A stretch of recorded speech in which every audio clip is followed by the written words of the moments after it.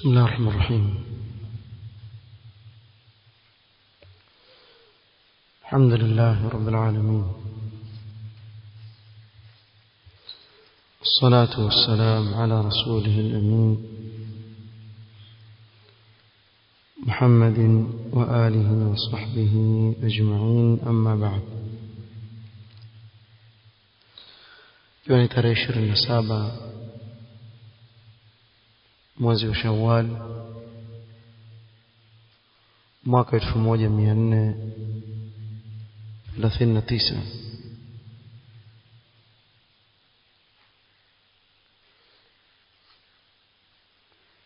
katika darsa siku ya leo matano baada ya fajr tulianza kuizungumzia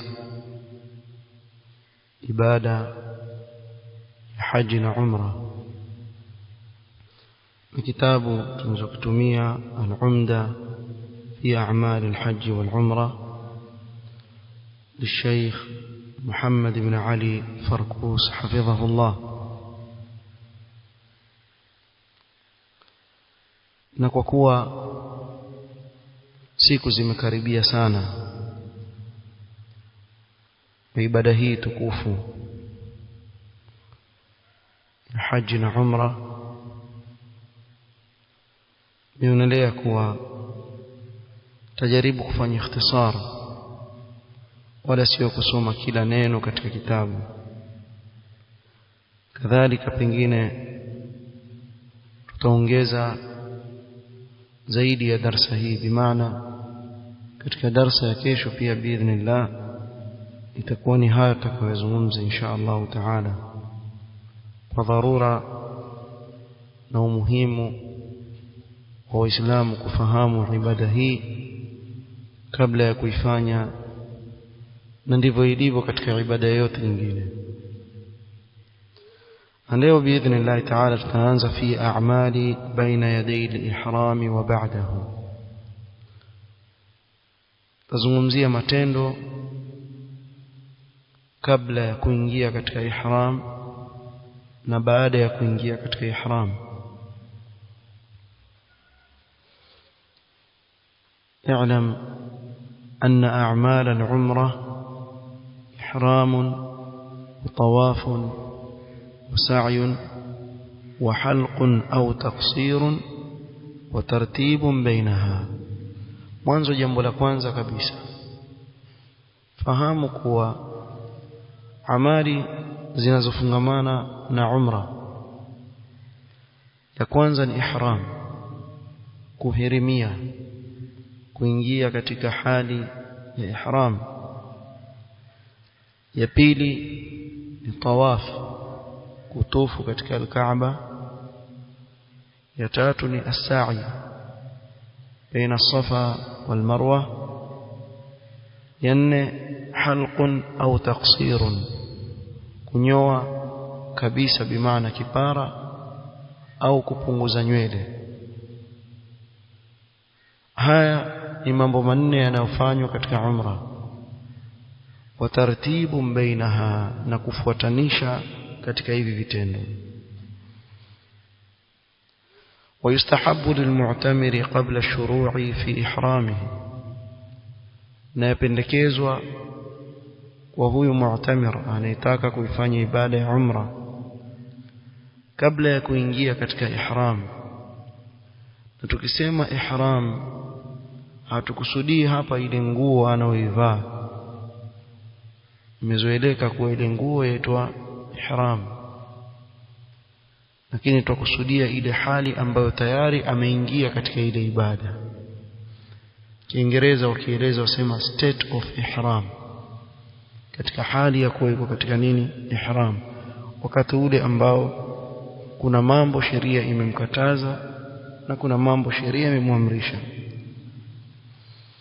Awala, jambo la kwanza katika yale yanayopendekezwa, an yahliqa anatahu, anyoe nywele za sehemu za siri. وينتف إبطه أو يحلقه, na afuchue nywele zake za chini ya mkono na makwapani au azinyoe, wayuqallima adhafirahu, akate kucha zake, wayaqussa sharibahu, na apunguze sharubu zake. Na sharubu hupunguzwa, hazinyolewi kabisa kipara. Kuna baadhi yetu hudhania kuwa ni sunna kunyoa kabisa sharubu kipara, na mtu anayenyoa kabisa sharubu kipara huwa mshawwa, hata ukimwangalia wenyewe wasema ni kama amefura pale, kama yuwapoza uji. Afura ule mdomo. Si sunna kunyoa masharubu yote kipara. Sunna ni kupunguza zile sharubu zisishuke katika mdomo. Kwa hivyo wazipunguza zile sharubu. Hii ndio sunna. Bali Imam Malik rahimahullah katika Muwatta amelizingatia jambo hili kuwa ni katika bid'a, kule kunyoa kabisa sharubu. Akawa mtu atazinyoa kabisa, habakishi chochote. Thumma yaghtasilu, kisha ataoga.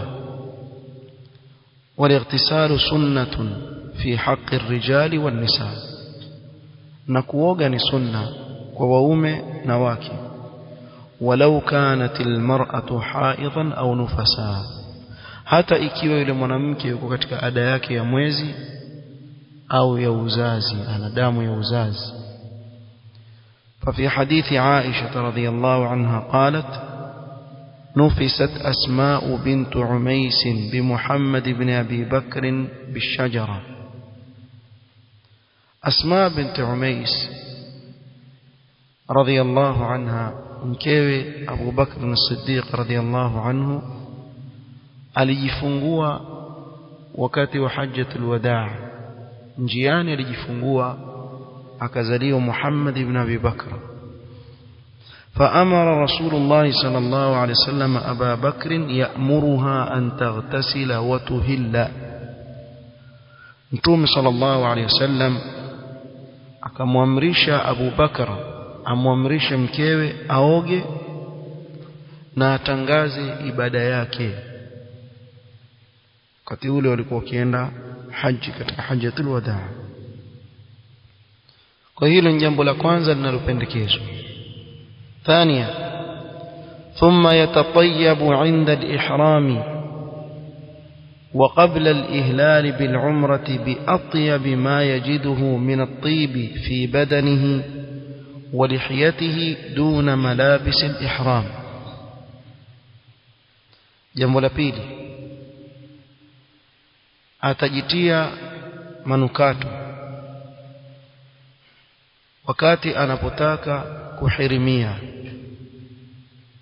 kabla ya kuingia na kutangaza ibada yake ya umra, kwa manukato mazuri kadri ya vile atakavyoweza kupata. Manukato haya atajipaka katika mwili wake, ndevu zake, pasi na nguo zake za ihram. Bimaana zile nguo ambazo utazivaa wakati wa hirimia hazitiwi manukato, za watu vile vile. Kwa hiyo yale manukato utaweka kwenye mwili wako, kwenye ndevu zako, uweza kuweka kwenye nywele za kichwa ikiwa yakubali, kama alivyofanya Mtume sallallahu alayhi wasallam. Wala yadurruhu baqa'u at-tib ba'da al-ihram, na haimdhuru yeye kubakia harufu ya mafuta mazuri yale baada ya kuhirimia. Ingawa baada ya kuhirimia haitajuzu kwake yeye kujipaka manukato hata katika mwili wake.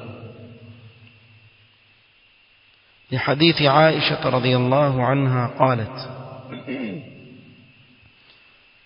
Aisha radhiyallahu anha asema: كنت أطيب رسول الله صلى الله عليه وسلم لإحرامه حين يحرم ولحله قبل أن يطوف بالبيت.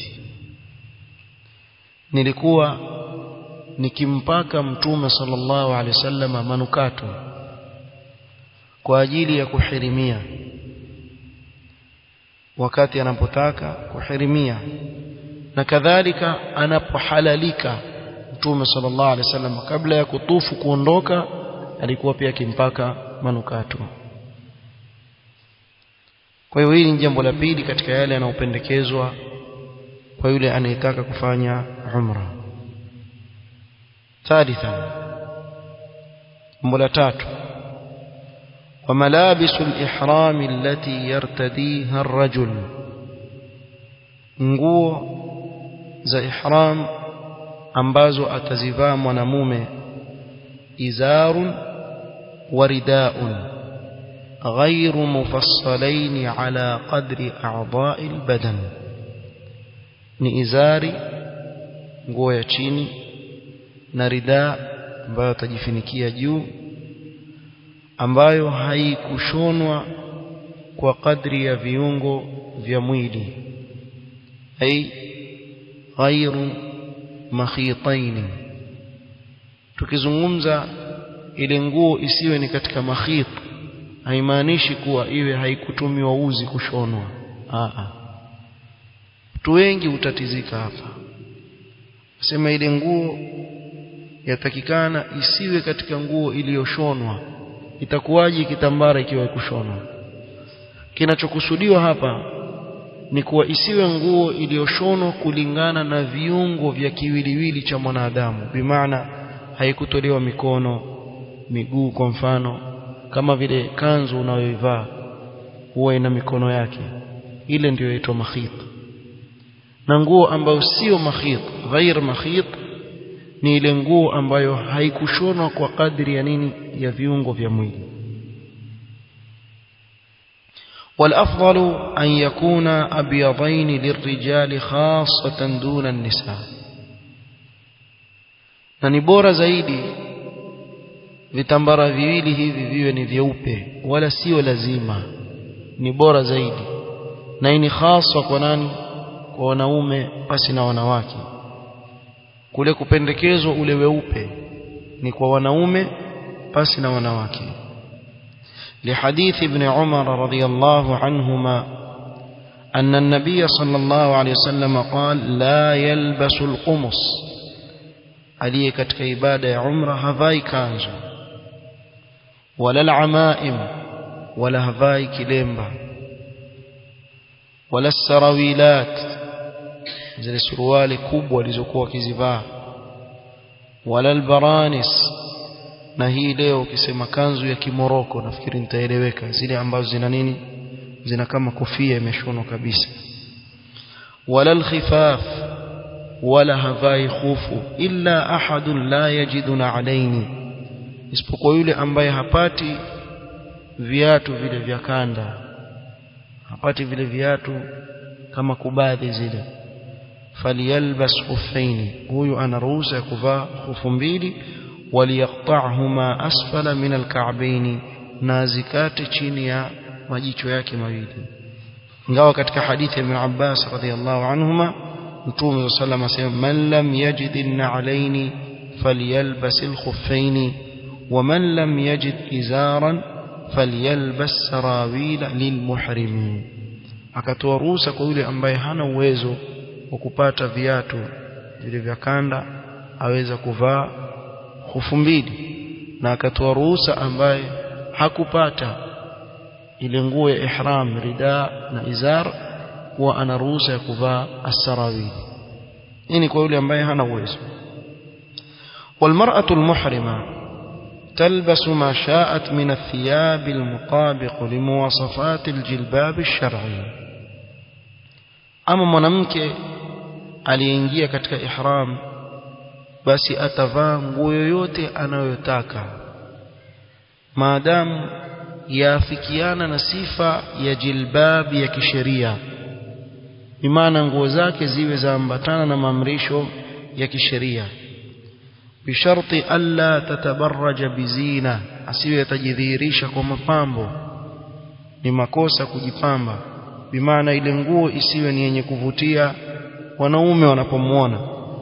ولا تتشبه في لباسها بالرجال والكافرات na pia asijifananishe katika mavazi yake anayoyavaa na wanaume maana akavaa vazi ambalo lavaliwa na wanaume wala asivae vazi la kujifananisha na wanawake wa kikafiri wala tantaqibu wala talbasu alquffazaini wala hatavaa niqab na niqab hapa inayokusudiwa ni kile kitambara kinachofungwa kwa nyuma wanawake huvaa usoni mwaita ninja hapa sio havai ile wala hatavaa alquffazaini gloves kwenye mkono ولها أن تسدل ستارها على وجهها من غير أن تشده إليه عند ملاقاة الرجال الأجانب لأمن الفتنة وتأسيا بأمهات المؤمنين ونساء السلف ingawa yajuzu kwa mwanamke kushukisha nguo yake usoni kwa mfano ana kitambara amekishonea huku juu katika jilbabi yake ambacho hakukifunga kama vile ninja yajuzu kwake yeye kushukisha kwenye uso wake kujistiri wakati anapokutana na wanaume ambao ni ajanib si maharimu wake ili kuzuia fitna na kuwaiga wakeze mtume sallallahu alaihi wasallam na wanawake wa wale wema waliotangulia fatuhrimu fi thiyabiha ash-shar'iyya kwa hivyo mwanamke atahirimia kwa nguo zake zile za kisheria ilman anna ma yaf'aluhu kathirun min an-nisaa min libas ath-thiyab al-bayda lil-'umrah aw al-hajj 'ala wajhi al-istihbab la asla lahu fi ash-shari'ati al-muhammadiyya tujue ya kuwa kile wanachokifanya wengi katika wanawake katika kuvaa nguo nyeupe kwa ajili ya haji au kwa ajili ya umra kwa njia ya kupendekeza nguo kama hiyo nyeupe ni jambo ambalo halina asli katika sheria. Alhamdulillah. Na hapa ningependa nitoe tambii maana ni jambo ambalo limeenea. Upande wa akina mama tumetaja kuwa wana ruhusa ya kuvaa nguo maadamu haikhalifu sheria na imeambatana na jilbab ya kisheria ilivyoamrishwa kwa wanawake. Utapata mara nyingi na nishawahi kulizungumza hili kuwa ibada za wengi katika wanawake ni ibada za kuwasikiza wenzao, na hili atakikana achunge sana mwanamke.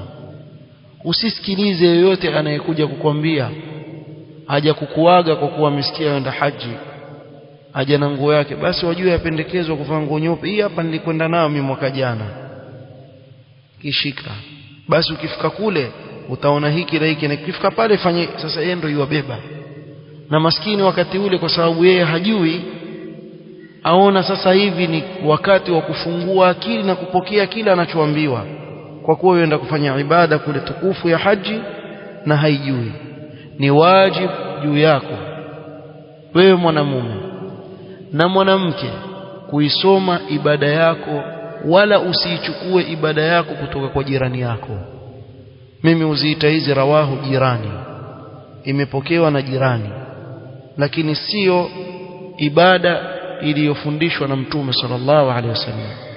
Kwa ukaona mambo kama haya, mwanamke maskini akatiliwa dhiki ya kuwa ni lazima avae nguo wasifu wake weupe ama rangi ya kijani. Huku kwetu wengine utaona amevaa rangi ya kijani kama wanafunzi wa shule vile. Utaona mama mtu mzima mvalishwa kama mwanafunzi wa shule. Vaa nguo zako tu kawaida unazojistiri nazo, wala usijitie dhiki katika hili. Na wengi waweza kuambia haya maneno wakakusikiliza vizuri. Ngoja ifike wakati wa ibada ya haji, utaona vituko hujaviona. Na mimi nalizungumza hili mujarrab. Hata katika familia zetu utakuta waenda na mama khalati yako ama ammati yako, waenda naye katika ibada ya umra kwa mfano, wamfundisha, angalia ufanye hivi utafanya hivi, utafanya hivi. Sawa? Hivi ndivyo inavyofanywa, hakuna zaidi ya haya. Sawa sawa. Akifika kule mwanamke dhaifu, akiona tu kwa mfano makamu Ibrahim kuna wanawake wengine na wao wapapasa pale wakijipaka ile vumbi, na yeye pia atakuangalia unzuba hivi, pia atashikashika pale ajipake. Mimi nishafanyiwa hivyo mara nyingi sana.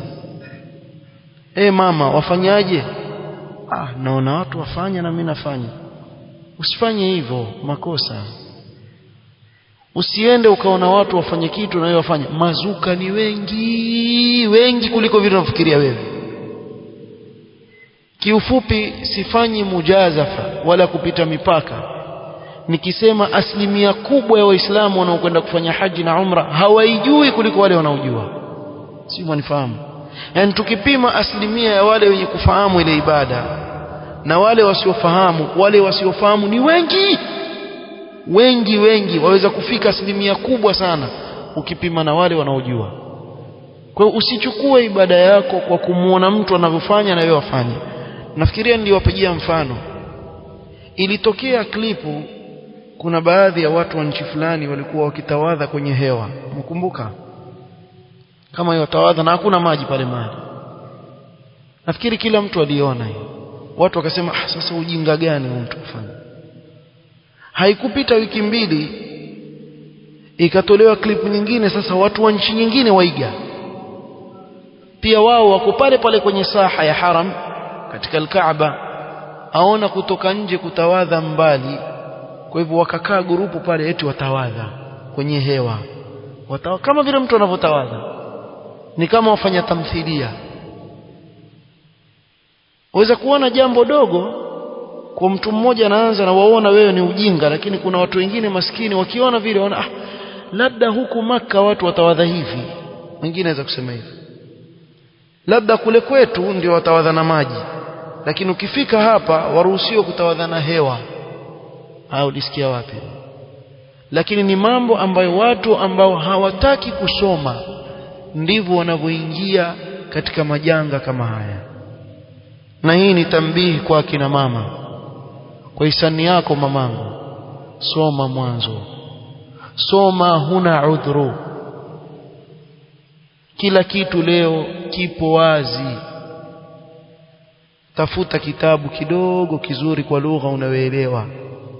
Soma ibada yako, usikubali kuambiwa na jirani hivi ndio nilivyofanya. Hiyo ulifanya wewe, Mtume sallallahu alifanya hivyo. Wewe muige Mtume sallallahu alayhi wasallam.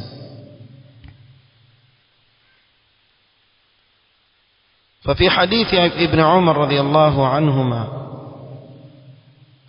ولا تلبسوا شيئا مسه زعفران ولا الورس، ولا تنتقب المرأة المحرمة، ولا تلبسوا القفازين. Mtume sallallahu alaihi wasallam akakataza kuvaa nguo ambayo imeguswa na zaafaran au warsi, yani bimaana manukato. Haya ni manukato. Na mwanamke amemkataza kuvaa niqab, ile ya kufunga. Wala haijamaanisha kuwa amekatazwa kufunika uso wake anapokutana na wanaume. Wala pia havai gloves. وفي حديث أسماء بنت أبي بكر رضي الله عنهما قالت: كنا نغطي وجوهنا من الرجال.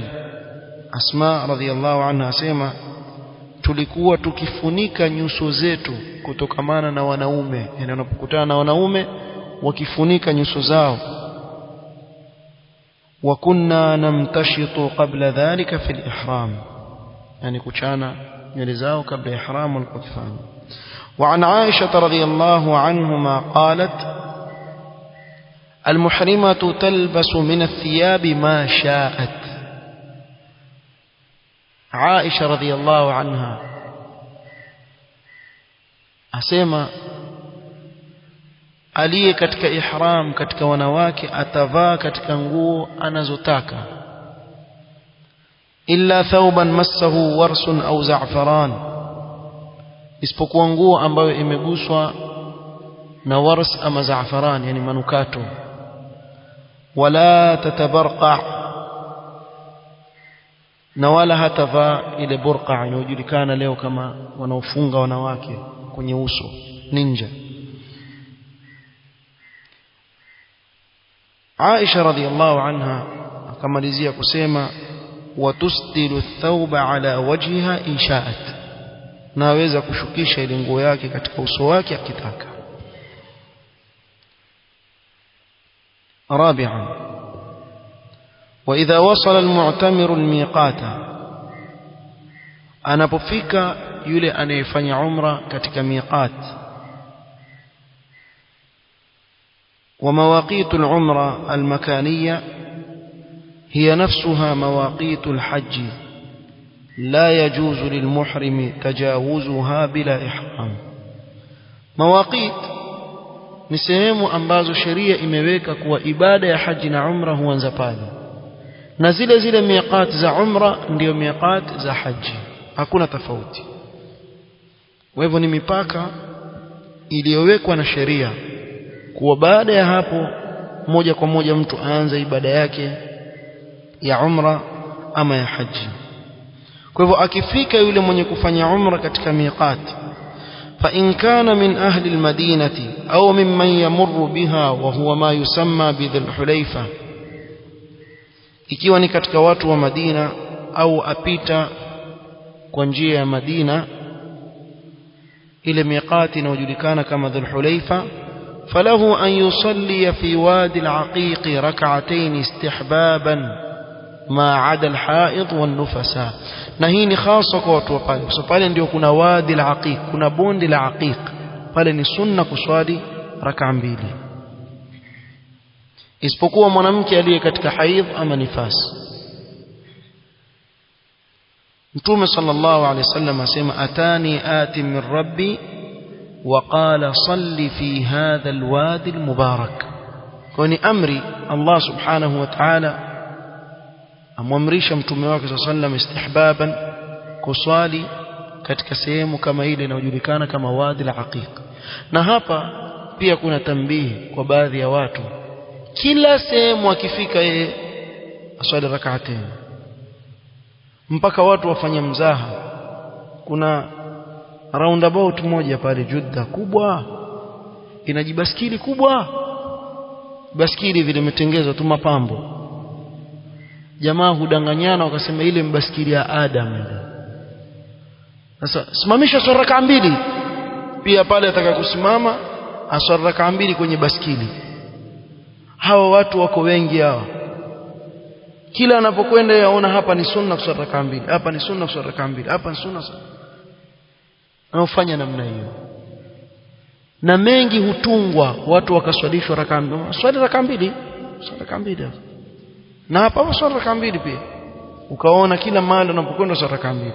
Sasa kuna sehemu ambazo ni sunna kweli kuswali rak'a mbili kama wadi al-aqiq, kwa wale ambao wapitia njia wapi ya Dhul Hulaifa, hawa ni sunna kwao kuswali rak'a mbili.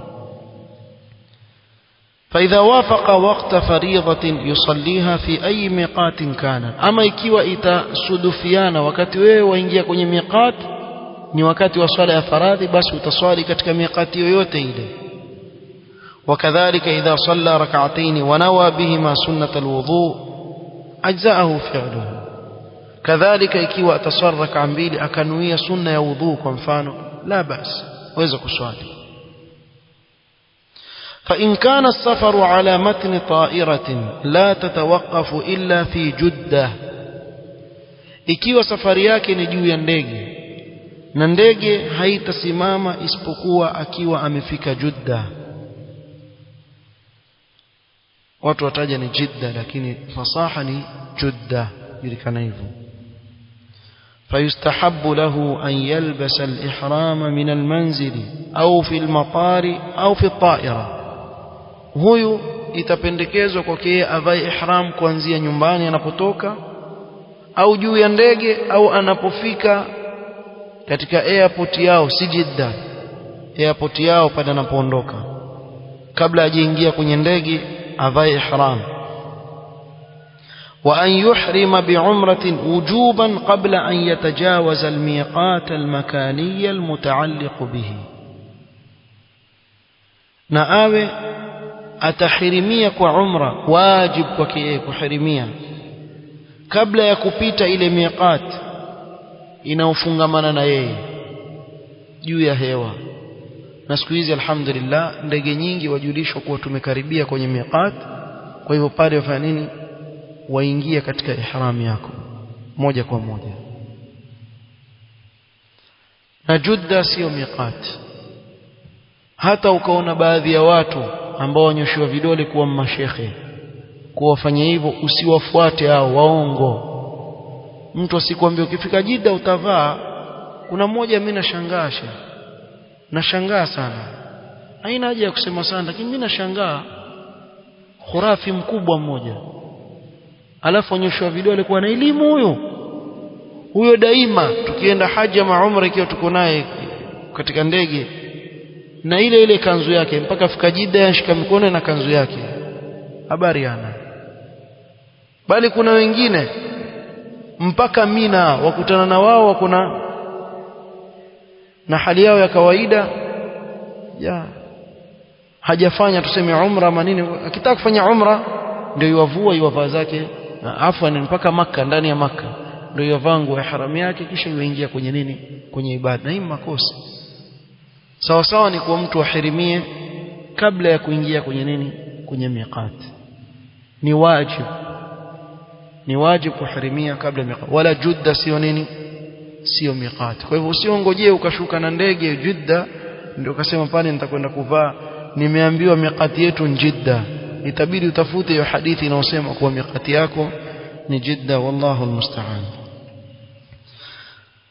Kuna mengine mengi bado yamebakia, insha Allah taala tutakuja kuyazungumzia katika kikao cha kesho insha Allah taala, katika yale matendo ambayo atakikana kuyafanya mwenye kufanya haji au umra kabla ya kuhirimia na baada ya kuhirimia. نكتفي بهذا القدر والله تعالى أعلم. سبحانك اللهم وبحمدك أشهد أن لا إله إلا أنت أستغفرك وأتوب إليك. بارك الله فيك.